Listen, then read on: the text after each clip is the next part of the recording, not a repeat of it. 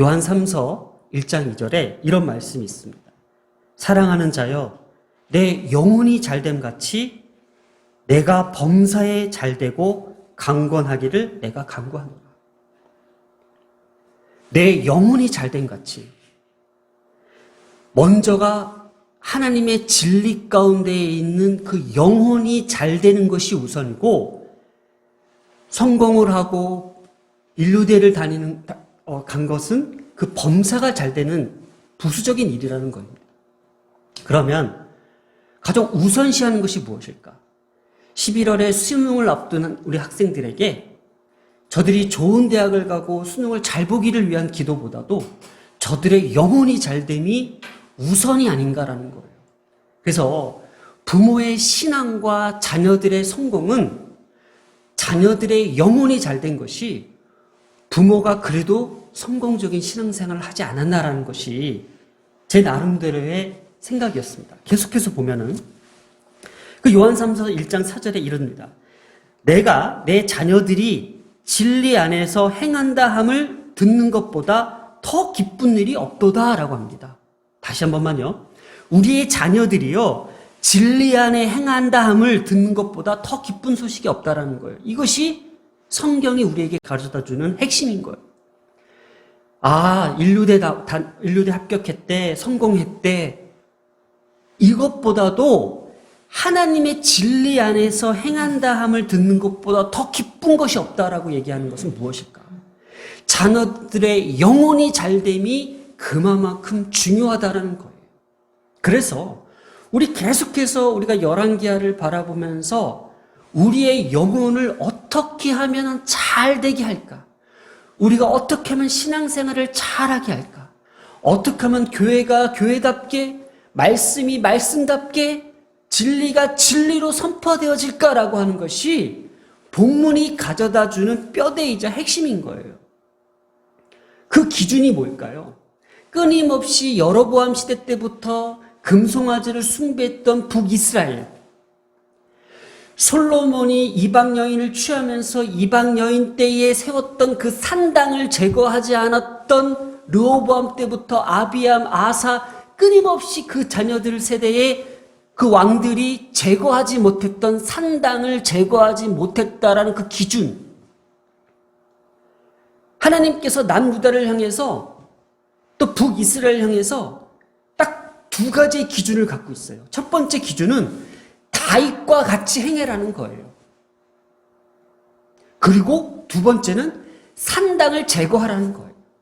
그런데 다윗과 같이 행하되 산당은 제거하지 않은 어떤 이 신앙의 모순들, 양면성, 이 종교의 두 갈림길에 오늘 하나님께서 또 한 번 지적하고 우리에게 깨닫게 해준다는 거예요. 자, 오늘 열왕기하 14장을 들어갑니다.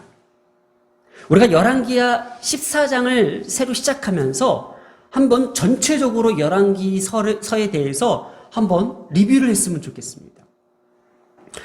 열왕기서는요, 솔로몬 이후에 남과 북 이스라엘이 갈라지는 역사를 다루는 역사서입니다. 그래서 이스라엘의 통치와 멸망에 이르기까지 기록한 것이 열왕기서에 담겨져 있는데, 이들을 회복하고 이들을 구원할 선지자의 활동이 가장 우리에게는 익숙한 중점적인 내용이 엘리야와 엘리사의 내용입니다.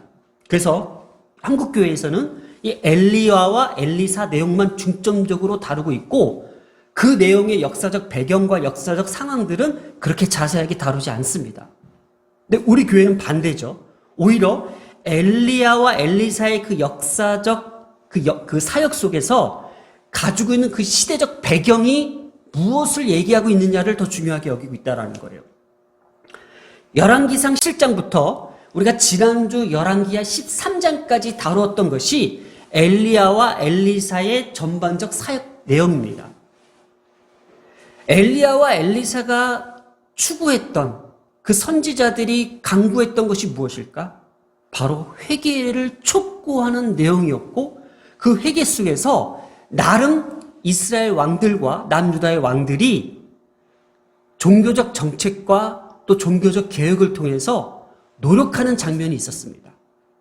자, 그래서 우리가 이 역사서를 다루면서 이스라엘 왕 계보를 잠시 살펴보면은 우리가 전체적으로 다 살펴볼 수 없지만 그래도 엘리야와 엘리사 시대 때에 발버둥 치면서 바알 숭배 사상을 무너뜨리고 이세벨의 모든 정책들을 깨트리며 아스라엘 목상을 제거했던 예후, 그리고 그 예후의 아들들 여호아스와 요아스까지 우리가 지난주에 함께 다뤘던 내용은 뭘까요?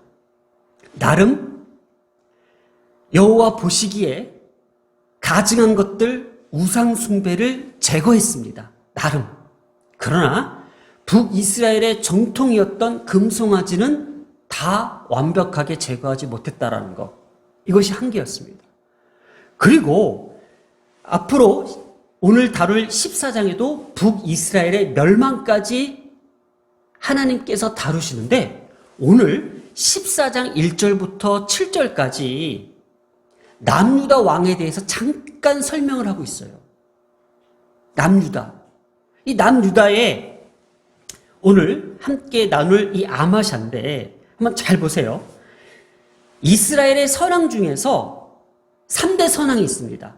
아사와 여호사밧 그리고 아마샤입니다. 오늘 등장할 아마샤.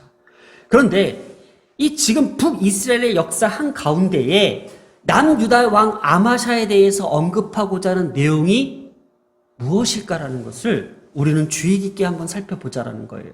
그러니까 지금부터는 엘리야와 엘리사의 그 사역의 중반부를 기록했다면은 이젠 이스라엘의 분열 왕국 시대의 후반기에 접어들면서 후반기에 멸망에 이르기까지를 기록한 내용들은 우리는 잘 살펴보면서 왜 그들이 멸망할 수밖에 없으며 오늘날 우리가 신앙을 가짐으로써 어떻게 하면 하나님의 진리와 바른 신앙을 갖는 것이 중요한가?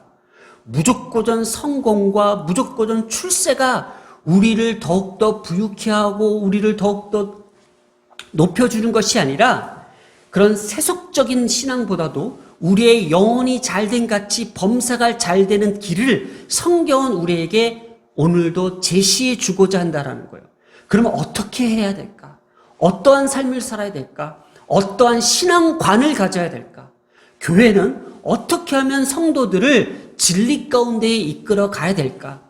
그냥 무조건적으로 교회 안에서도 잘 먹고 잘 살고 성공하는 길만을 주장해야 될까? 이러한 문제 속에서 우리는 그 말씀에 답이 있다고 본다라는 거예요. 그래서 우리가 여호사밧을 도표를 보면서 여호사밧 이후에 여호람과 아하시아가 북이스라엘의 딸들과 정략 결혼을 하면서 남겨진 모든 우상 숭배의 잔재들, 바로 이 아달라가 아하시아의 어머니로서 7년 동안을 집권하면서 얼마나 남유다를 어떻게 했어요? 여호와의 신앙보다도 이방 종교였던 바알 숭배 사상을 이스라엘 백성들에게 주입시키지 않았나라는 거예요. 그것을 나름대로 깨부시며 나름대로 이것을 종교개혁을 단행했던 왕이 요아스 왕이었습니다. 그러나 이 요아스 왕도 나름대로 노력을 했으나 산당을 제거하지 않은 것이 가장 큰 문제점이었고 오늘 그 요아스의 그 아들 아마샤에 대해서 한번 짧게 살펴보려고 합니다. 자, 이렇게 첫 단락인 1절부터 7절에 남유다 제9대 왕 아마샤의 선한 통치와 또 에돔을 정벌할 수 있는, 자, 아버지 요아스는요 에돔에 쫓기다가 비참한 죽음을 맞이했습니다. 그래서 이 아들 아마샤가 아버지를 복수하듯이 이스라엘의 영토를 회복하는 지경까지 아주 통치를 잘했던 왕으로서 평가받고 있다는 것을 우리가 먼저 기억에 담아뒀으면 좋겠습니다. 자, 이렇게 아버지 요아스 왕의 종교 개혁에 힘쓴 것을 뒤를 이어 상당히 긴 기간 동안 남유다 왕국을 통치한 왕이 아마샤입니다. 그래서 성경에서도 아마샤가 통치한 그 기간을 이렇게 이야기하고 있습니다. 2절에 그가 왕이 된 때에 나이가 25세라 예루살렘에서 29년간 다스렸다고 합니다. 꽤 오랜 기간을 다스렸던 왕으로서 이스라엘을 잘 다스렸습니다. 그런데 그 어머니의 이름은 여호앗단이요 예루살렘의 사람이더라. 어머니가 등장하네요. 보통 이스라엘 왕들을 우리가 기록할 때에 그 아버지의 이름 대대로 그 아버지의 왕권을 물려받았다라는 것을 암시하는데, 오늘 아마샤의 어머니가 등장하고 어머니의 출생지 예루살렘 사람이더라라고 이야기하고 있다라는 거예요. 나름 의미가 있겠죠. 자, 솔로몬 이후에 솔로몬이 이방 여인을 취하면서 하나님께서 다윗의 언약에 따라서 그 솔로몬, 다윗으로부터 시작된 솔로몬으로부터 계속 그 아들들이 왕의 계보를 잇는 것은 기정사실이나 왕비를 맞이하는 그 왕들의 모습에서는 여호사밧도 마찬가지고 자기 아들들을 북이스라엘 딸들과 결혼시켰던 것처럼 그 어머니 때에 보면은 어머니가 이방 여인들도 있었다라는 거예요. 그러나 아마샤는 이름도 여호앗단이고 예루살렘 사람이라는 거예요. 예흐아와 아단이라는 뜻, 기쁨이란 뜻의 합성어로서 여호와의 기쁨이란 뜻을 갖고 있는 어머니의 이름 여호앗단, 그리고 예루살렘 여자였다라는 거. 이것이 이 아마사에게는 어떠한 영향을 주었을까? 여호와의 신앙과 그래도 여호와의 어떤 정통성을 그래도 가르침을 받았다라는 것이 핵심이 아닐까라는 우리가 추측을 한번 해볼 수 있다라는 거예요. 그래서 3절에 아마사가 여호와 보시기에 정직히 행하였으나, 이스라엘 왕들 중에, 남유다 왕들 중에 여호와 보시기에 정직히 행했다고 기록된 왕은 몇 안 됩니다. 우리가 알고 있듯이 아사와 여호사밧, 아마샤뿐입니다. 그런데 그의 조상 다윗과 같지 아니하였다라는 것이 또 등장하네요. 과연 그의 조상 다윗과는 같지 않은 것이 무엇일까? 오늘 이것이 우리가 꿰뚫어 봐야 될 핵심 본문인 거예요. 그리고 그 아버지 요아스가 행한 대로 다 행했다는 거. 자, 그 아버지 요아스가 행한 게 뭐였어요? 바로 종교 개혁이었어요. 그 어머니 때부터 내려왔던 우상 숭배와 바알 숭배 사상, 이것들을 다 제거하고 거기에 관련된 사람들을 모조리 죽여버렸던, 그리고 오직 여호와의 신앙을 다시 회복시켰던 왕이 여호와스인데, 한 가지 또 뭐가 있죠? 산당을 제거하지 않았다는 거. 그래서 이 아들도 아버지와 행한 대로 행했으나 4절 한번 볼게요. 오직 산당들을 제거하지 않았다라는 거예요. 이게 뭘까? 왜 도대체 그렇게 이게 어려운 일일까? 산당 제거하는 것이 어려운 일일까? 정말? 우리 같이 생각하면, 아니, 이왕 종교 개혁한 거 깔끔하게 하지, 왜 산당은 왜 남겨뒀을까? 왜 남겨뒀을까? 과연 우리는 이렇게 쉽게 이 역사적 평가를 할 수 있을까?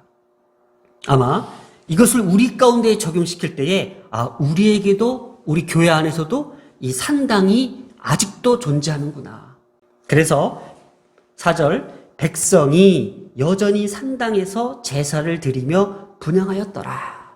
오늘날 우리의 교회도 여전히 산당에서 제사를 드리며 분향하고 있지는 않는가 한번 살펴보겠습니다. 자, 이렇게 14장의 시작에서 같은 이 시대에 그들에게 넘지 못하는 이 한계, 이 산당을 제거하지 못하는 이 부분에 대해서 오늘 다시 한번 우리가 한번 생각해 보아야 될 겁니다.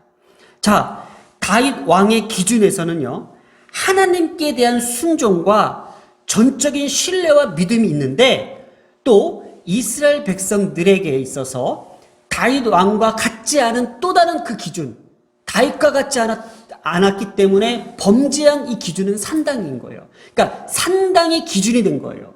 산당을 제거하지 않으냐에 따라서 지금 남유다의 죄를 짓느냐 아니면 여호와 보시기에 정직히 행하느냐의 그 기준의 갈림점입니다. 그래서 지금 긍정적인 측면과 부정적인 측면 이 두 가지를 우리가 함께 보고 있다라는 거예요.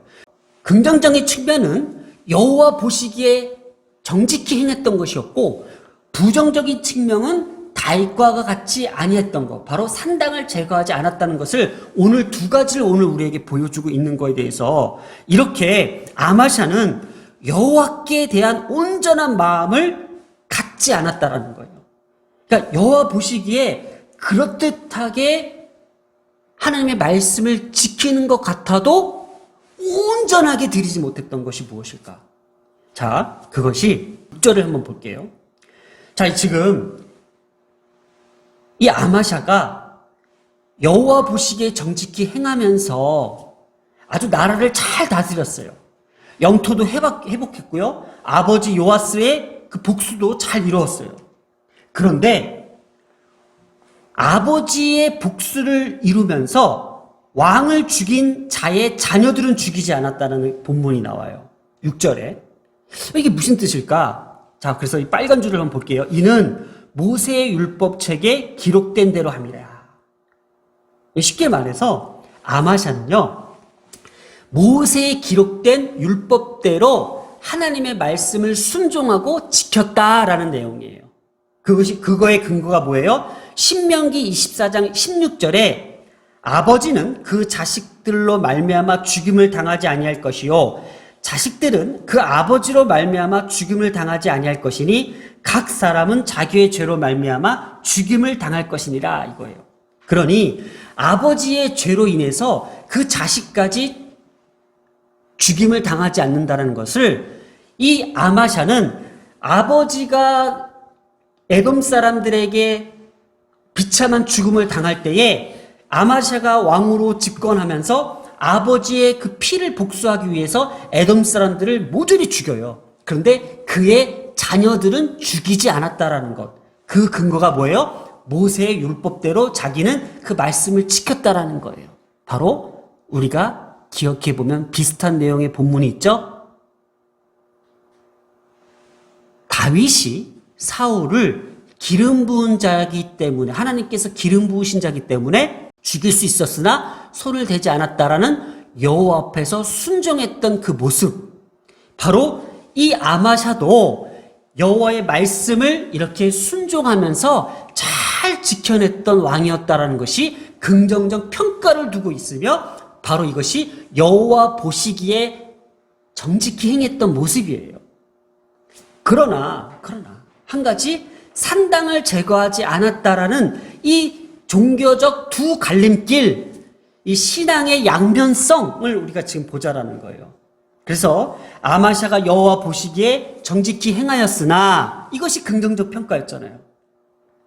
그리고 오직 산당을 제거하지 아니하였으므로 이 자체가 부정적 평가, 바로 백성이 여전히 산당에서 제사를 드리며 분향하게 했다라는 거.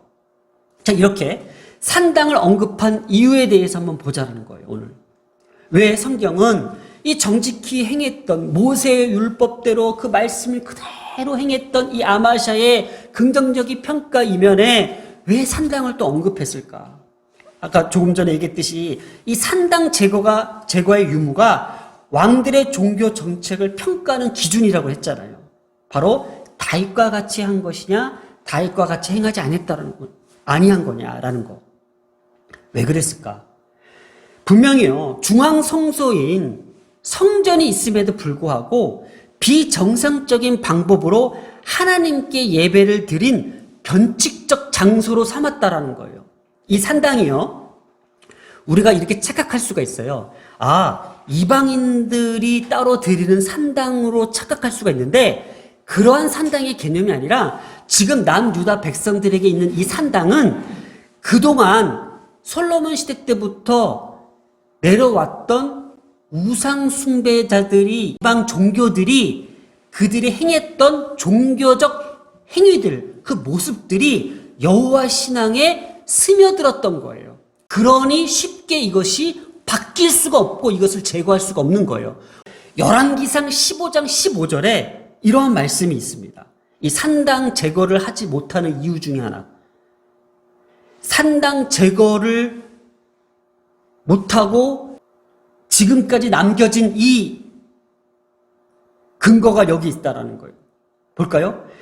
이게 바로 아사, 우리가 잘 알고 있는 이스라엘의 3대 선왕 중에 이 아사 왕이 그의 아버지가 성별학권과 자기가 성별한 것을 여호와의 성전에 받들어 드렸으니 곧 은과 금과 그릇들이었더라. 이 뭐예요? 지금 이스라엘 성소 안에서 그 아버지가 드렸던 것과 자기가 드린 건 뭘까요? 아버지가 그동안 드렸던 어떤 이방 종교들의 색채들, 그리고 자기가 똑바로 여호와 신앙 앞에 드리려고 하는 그 몸부림, 이 두 가지 중에서 서로 다른 것들을 구별해 드리면서 은과 금과 그릇들이 나온 건 뭐예요? 오늘날 우리가 말씀 하나로 충분하는데 그 말씀 외의 것들, 바로 은과 금그릇을 뜻하는 성공과 부와 명예와 권력과 어떤 세속적 어떤 것들이 우리 교회 안에서도 떠나지 못하고 있는 이 상황, 바로 오늘 이 말씀을 통해서 주장하고자 하는 것, 신앙의 양면성, 우리 종교의 두 갈림길에서 오늘 우리는 무엇을 선택하고 어떤 길을 가야 되는가. 그래서 오늘 예배의 첫 말씀대로 정말 우리가 추구해야 될 방향은 뭘까? 하나님의 말씀, 하나님의 진리 가운데로 우리가 들어가는 거예요. 하나님의 진리 가운데로 들어가는 것. 다시 한번 우리 읽어볼까요? 내 사랑하는 자여, 내 영혼이 잘됨 같이 내 범사가 잘되고 강건하기를 내가 간구하노라. 간구하노라. 우리의 영혼이 잘되는 것이 하나님 앞에 축복받은 신앙인의 진정한 모습이고, 또 우리 자녀들이 진리 안에 행한다라는 것이 이것보다 더 기쁜 일이 없을 만큼 우리의 자녀들이 좋은 대학교 가고 훌륭한 사람 되는 것보다 더 중요한 것이 뭐예요? 하나님의 진리 가운데 행하고 있냐라는 것이 가장 큰 축복인 거예요. 가장 큰 핵심인 거예요. 그러기 위해서 교회는 끊임없이 노력을 해야 된다는 거예요. 오늘 이 시간 이 신앙의 양면성, 또 종교의 이 두 갈림길에서 우리가 정말 다윗과 같이 행한다는 것이 무엇일까? 오직 하나님의 말씀만을 붙잡고 진리 가운데에 서야 되는 것이 무엇인지를 다시 한번 더 강력하게, 더 강조하며 우리에게 깊이 새겨주는 말씀입니다. 기도하겠습니다.